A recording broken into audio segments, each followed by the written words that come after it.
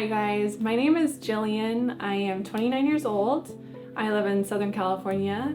I'm an entrepreneur, I'm a photographer, and I'm a new mom. That's really what I wanted to talk to you guys today about, is my journey from finding out that I was pregnant to having my daughter, and maybe even a little bit of postpartum as well. But this is mostly focused on my backstory and how I went from fear to faith. So why I wanted to make this video is a little bit of a backstory, but I feel like a lot of people are gonna relate to it because you're watching this video. So basically, if anyone can relate, you can type in the comments if you relate to any of this, or share it with a friend. If any of this sparks something in you, or that you feel like you got something out of this, please share it with someone. But if anyone can relate to this, just everyone and anyone who had a baby when you were growing up just telling you how terrible labor was gonna be, how painful it was gonna be, how long it was gonna last. And my mom taught me the word epidural. I feel like I remember her telling me this when I was 10 years old. She was like, repeat after me, epidural. And so literally from a time that I was young to being an adult, I was just terrified of natural labor. I was terrified of the pain. However, throughout a lot of my life, I did not have a high pain tolerance. I got my nose pierced in my friend's kitchen. I literally remember them piercing my nose, and then I woke up on the ground with blood on my shirt. Like, I don't know what happened. And then there's another time where my ring was too tight on my finger, and I woke up really early in the morning and my dad was already awake, and I came out to him. I was like, Dad, my ring's too tight. And he had to cut it off my hand, and I passed out back into the couch. So my mom always told me that I don't have a high pain tolerance, and it was partially true. I think I allowed that to just really play a big role in my life. So what I'm trying to say is that words have power, and when they're spoken over you in a way that is scary or brings fear into your life, that is a real thing. And so a lot of my journey and a lot of what I want to talk about today is how I got over that fear and how I shifted my mindset from being fearful to faithful. So a little bit about how we found out we were pregnant. It's kind of funny. I worked at our San Diego Zoo Safari Park for about 2 years, and I had started a side business, and that led me into being able to quit my job. And I quit in November, and a week later we got pregnant, but we didn't know, because you don't really know till you start showing symptoms and signs. But in December, we had a photo shoot with some friends, and I had a really, really bad period. It was one of the worst ones I had ever had. My body has always had kind of intense periods, but this one just seemed really intense. I had really bad cramps and I just did not feel good. So this was strange, finding out later that I was pregnant during this period. Anyway, so that was crazy. And then about a month later, we had a meeting with a client at a coffee shop, and afterwards I was just like, you know what? I really think we should go to Target and just get a pregnancy test, because I feel like I had missed, it was a few days that I had missed my period. So I was like, this isn't normal. And we had gone off birth control about 6 months prior. So I was just like, we might as well just be safe and just get a pregnancy test to feel better about it. And so we went and got one, we brought it home, and you pee on the stick, and then we left it in the bathroom, and we closed the door, and we just kind of sat on the bed, and you're just we don't know what it's gonna say. And I was like, I feel like I'm not pregnant. I don't feel anything. I don't feel different or anything like that. And so I wasn't really nervous, but we were just kind of waiting. And so the 2 minutes was up, and we go in and we both look at it at the same time, and it says I'm pregnant. And you might think at this point I would be so excited. I wasn't. I actually turned cold. I was sweating at the same time. That's possible. I just remember thinking how am I gonna get this thing out of my body in 9 months? I immediately thought of labor, and it's because all those fearful thoughts and fearful things that were spoken to me and over me my whole life. Jordan was really excited though. He was crying, and he was really happy, and I was I guess I'm kind of happy. This is cool that my body can do this, but I was still so scared. So from there, you would think that I would start, doing research or getting some books or talking to people, but I didn't tell my family that I was pregnant, not for 3 months. And I didn't want to see anything. I didn't want to see any like scary labor videos. I didn't want to read any books about how much pain I was going to be in. I was like, I already know all of this.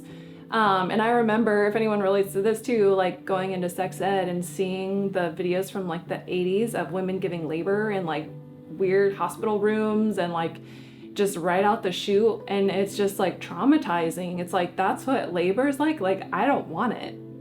So a few days passed, kind of came up to a couple weeks, and we're like, we should probably go get an ultrasound. I don't know what to do. Like, we'd never been pregnant before. And so there's this place locally called Peekaboo Mommy, and it's so funny because the entrance is like on one of our main streets, and it's like literally you have to walk around the front of the building into this ultrasound place.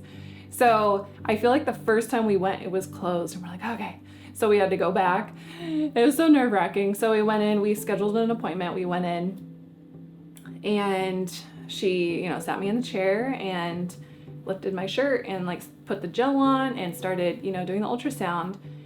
And right away, there's life on the screen. And I thought she was showing me like an example of what we would be seeing, but it was like actually what was going on in my stomach. And it was so crazy.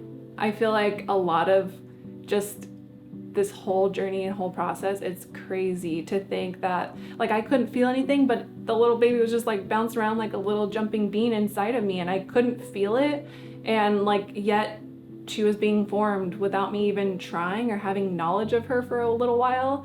So amazing. I remember just looking at it like, I can't believe that's inside of me right now.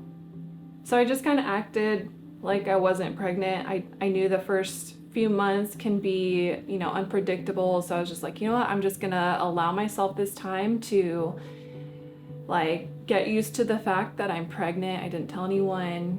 I didn't do any research. I was just kind of like in this limbo of like, well, I can't go back. And like by this point, I think I was 6 to 8 weeks along. So a lot of things changed around the 3-month mark. I was driving up with my good friend, Pastor Kathy, and we were going up to Orange County to see Jordan. He was filming a concert up there, and we were going to see the artists as well. But we were going up there to, be with Jordan and kind of see the music and everything. And she was talking to me, and at this point, I had announced that I was pregnant. I announced to my family, and it was super sweet. They were so excited.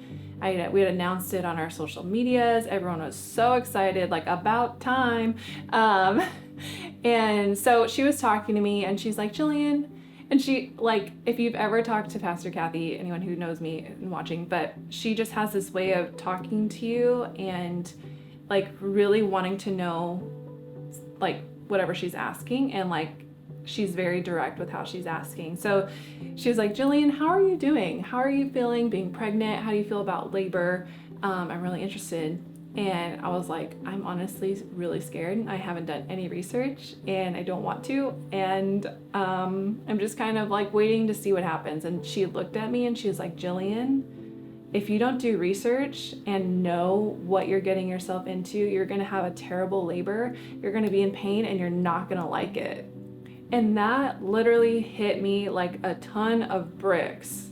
It was like she like spoke to my spirit and was like, you need to start doing research, because this is going to be a very, very crucial thing that you need to know what your body is going to experience, because it's going to be something you've never experienced before. And so literally from that conversation on, I started on this journey of, okay, now's the time. So this conversation happened on the way to the concert. You can imagine everything that I was thinking of during the concert. And then we drove home and we talked more about birth and labor, and she just made me feel really comfortable expressing my fears and sharing her own experiences that were really different from all the fears that I'd heard my whole life. So the more that I watched these stories of these positive birth stories and heard from women who had so much strength and just wisdom and peace surrounding their births, I started to feel like I could do this too. People were telling stories of how they didn't have high pain tolerances either, but that they were able to have these natural births that were really beautiful and peaceful, and now they could share their story. And I was like, I really want that for myself. Like, I was like, I don't know how it's gonna happen, but I want to have a natural labor also. And I just like felt it like in my heart kind of stirring. I don't think I told Jordan right away that that's what I wanted either, but I felt also like I knew the Holy Spirit was gonna help me. And I felt him say like he was gonna be my doula through all of this, and that he was gonna help me birth my baby. And now I knew what to hone in on. I knew I needed to learn the stages of labor. I needed to learn what the doctors would possibly tell me if there's things, complications happening, whatever. And I just needed to get all the knowledge that I possibly could so that when I went into the hospital, I knew that I had researched every single thing that could possibly happen. So a way that I look at it is when you're afraid of something, like I was afraid of labor and pain in that. And it's kind of like when you're afraid of the dark when you're little and you put on a nightlight and it shines light on the darkness, and now you're not so afraid of what you can't see anymore. That's what knowledge will do on situations that you're not knowledgeable in. You're able to see like, oh, that's not so scary. Like if I know this and going into labor and I experience this, I'll know how to combat it, or I'll know that it was coming, and I'll know how to talk myself through this because I've done the research and I've shined the light on the situation that scared me. So I didn't get a lot of books. I'm not a huge reader, and especially just reading so many books about birth and labor, I was like, I just need to like focus on a couple ones that I agree with and that I want to see for myself. And so a friend who had a natural birth, she let me the Bradley Method book, which is kind of partner based, because I knew I wanted my husband Jordan there, and any way that I could learn on how he could help me get through labor, I was like all about it. And that book also was like totally from the 80s, but that's the book I had.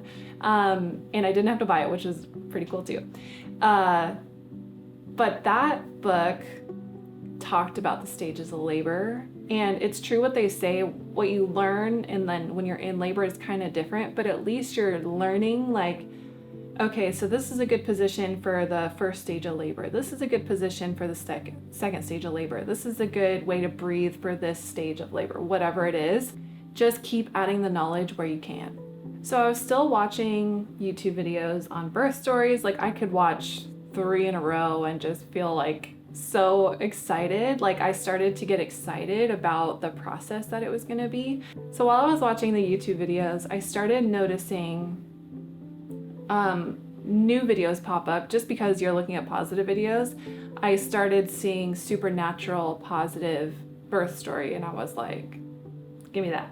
So I watched a video and then another video and another video, and these women's stories were so impactful and so unlike any other story I'd ever heard before. I started hearing them mention this book called Supernatural Childbirth, and how it completely shifted how they viewed labor, delivery, even how they prayed over their kids that were in their womb, how they talked to their husband about what they expected from them or their spouse or the partner that was going to be in there with them during labor. And they just kept raving about this book, and I was like, Amazon purchase. And it's totally from the 80s. It's literally only maybe that big, maybe 100, 200 pages, maybe. It's so short you could read it in a day, especially if you're like hungry for knowledge like I was. I read it so fast. So every friend that I have who is pregnant or expecting, I tell them to get this book because it's totally faith-based. It talks about partnering with the Holy Spirit and supernatural things happening while you're in labor, and totally shifting your mindset from fear to faith and trusting completely that He's going to be there with you and give you the strength to get through it. So literally, If you need a book to change your view on your labor, get Supernatural Childbirth. So those are the 2 books that I read that I feel like really honed in on the things that I was looking to become more knowledgeable about. And then YouTube, obviously, you'll find tons of resources there. I found Sarah Levon. I believe she was a birth doula, but now she's more on the educational side. I believe she still helps with births and things, but she's more educational on YouTube. She's hilarious. She is very real. And she's just really personable, and she's very educated and knowledge. She just gives so much knowledge around so many different topics that you're like, I didn't even know that was a thing, but I'm glad I watched her video that's 20 minutes long, and it gives me so much information about, like, how do I know I'm in labor? What does a bloody show mean? Or like, what happens when my water breaks? Or like, what if I need a C-section? Like, she goes through these things. And she allows people to ask her questions, and she answers them, and she's just very easy to watch. The next person that I would recommend is Bridget Tyler, and I found her towards the end of my pregnancy, but she is so sweet. You'll watch her videos, and she's like tan with like brown hair, and it's long, and she's got a daughter herself, and she's just so sweet and compassionate, and she's a birth doula as well. And I loved watching her videos because she is very knowledgeable, and she just really helped me like understand that birth can be a calming process. So I was so thankful to find her videos towards the end of my pregnancy. It's easy to just gain knowledge through video on YouTube. If you are struggling with researching, just watch a YouTube video. So when you are pregnant, a lot of people want to just be involved. They want to tell you their birth story, which is okay. Like, I understand people want to talk about, how crazy it was, how long the labor was, how much pain they were in. But Jordan and I really realized that we were replacing our fear with faith. And so hearing more and more stories of these like negative experiences, we were just like, we have to stop these conversations and just politely tell people like, hey, I appreciate you telling me, but we're trying to work on our mindset and like the faith direction. So I don't know how you want to like end the conversation, but we really had to tell people, like even some family members and close friends who were trying to tell us how it was going to be long. I was like, no, in the name of Jesus, it is not going to be long. How much pain I was going to be in. And I was like, no, in the name of Jesus, I'm not going to be in pain. And these are all things that I learned to kind of rebuke from Supernatural Childbirth as well. But literally, you have to start being very kind of guarded with who you're talking to and allowing to speak into your life. Okay, so our due date was September 8th. Well, it moved around. Jordan's like, two behind the camera. It was the 2nd, and then it was the 8th. Pregnancy towards the end, and even like at doctor's visits, they're still like, we don't really know. It could be.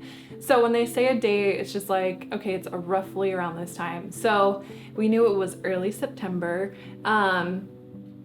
And so the time was getting closer to having our baby. And even a few days before we were gonna have our daughter, I had a little bit of a meltdown in the car. I think leaving one of the doctor's appointments where she had stripped my membrane, and I was just like, I'm so scared still. And like, you're still gonna feel fear sometimes.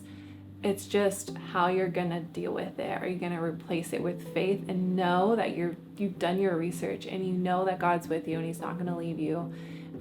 Something that we learned in Supernatural Childbirth too is that my faith is here, and Jordan's faith can only match my faith to that point. It can't be more, because he's not going to be in labor. I'm the one that's going to be in labor. So anything that I was learning, I was relaying to him on like, this is what I'm nervous about. This is what I'm looking forward to. This is what I am expecting. And I'll get into the birth plan a little bit too, but it's just very important to inform whoever's going to be in there with you what you're expecting.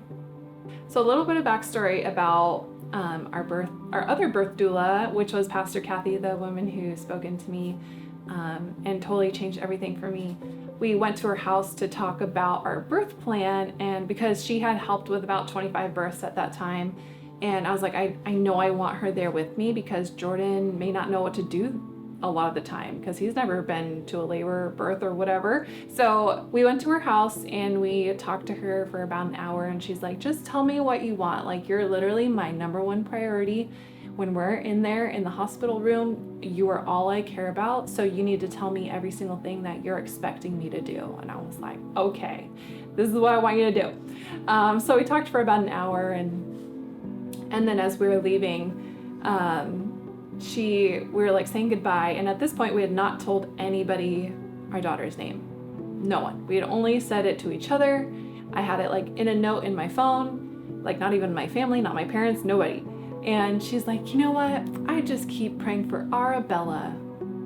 And Jordan and I were just like, because we had named our daughter Arabelle Rose, will it? And literally, out of all the names on the entire planet, she guessed our daughter's name.